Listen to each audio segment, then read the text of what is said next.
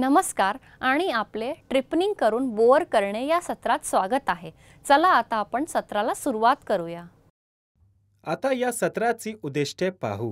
या सत्राच्या शेवटी तुम्ही सक्षम व्हाल स्क्वेअर प्लेट 4 जॉ चक वर सेट करणे,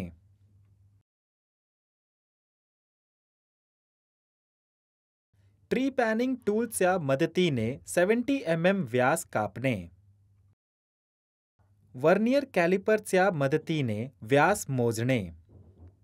सरावासाठी आवश्यक साधने ही आहेत: स्टील रूल, चक की, drill chuck, drill bit, tree panning tool, box spanner.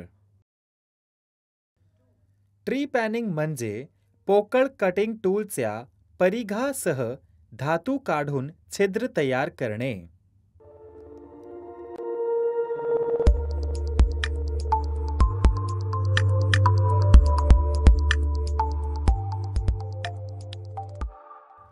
Hollow cutting tool वापरून ट्री पॅनिंग केले जाते।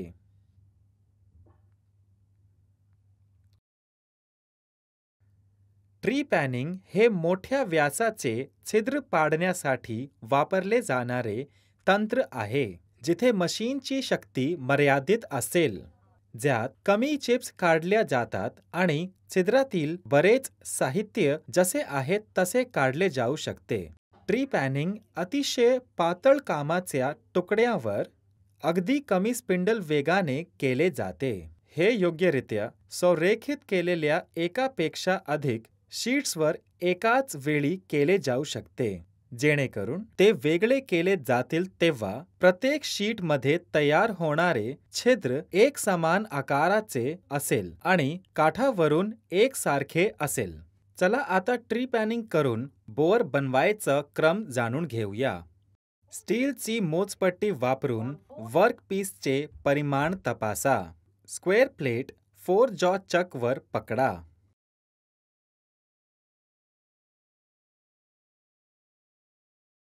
रेफरन्स कॉन्सेंट्रिक सर्कल लाइन समान अंतर ॲडजस्ट करून 4 जॉ चक वर जॉब सेट करा।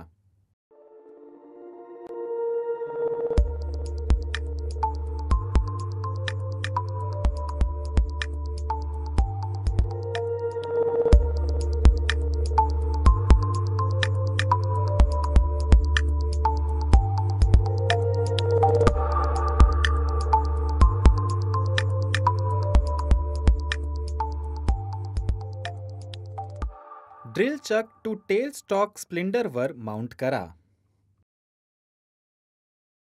ड्रिल चक वर व्यास 10 mm ड्रिल धरा।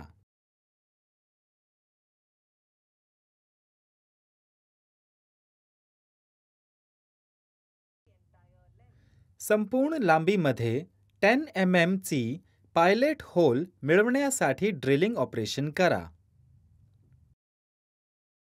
ट्री पॅनिंग टूलवर गाइड पिन फिक्स करा।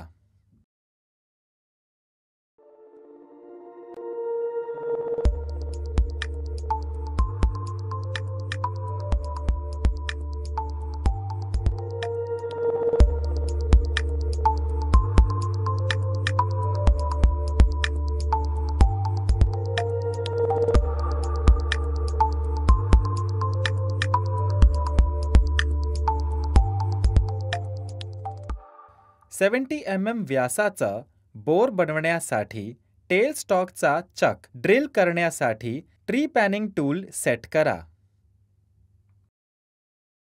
टूल होल्डरला योग्य स्थितीत आणि मध्यभागी उंचीवर पकडा।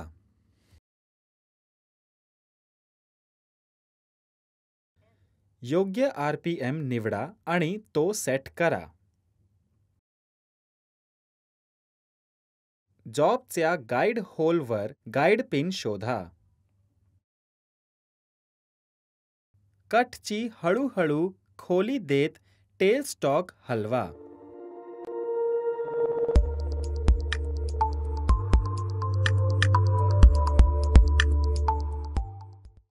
6 mm खोलीतून 70 mm व्यासाचं बोअर बनवा। मशीन थांबवा आणि आतील भाग काढा.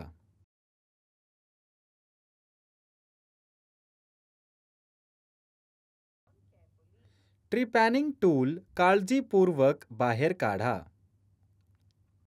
परिमाणे तपासा. संक्षेप करण्यासाठी आपण हे शिकलो आहोत: स्क्वेअर प्लेट 4 जॉ चक वर सेट करणे,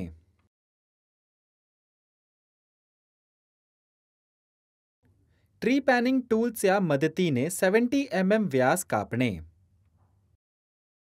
वर्नियर कॅलिपरच्या मदतीने व्यास मोजणे. तर ट्रिपनिंग करून बोअर करणे या सत्रात इतकेच आहे. चला आता आपण पुढील सत्रात भेटूया.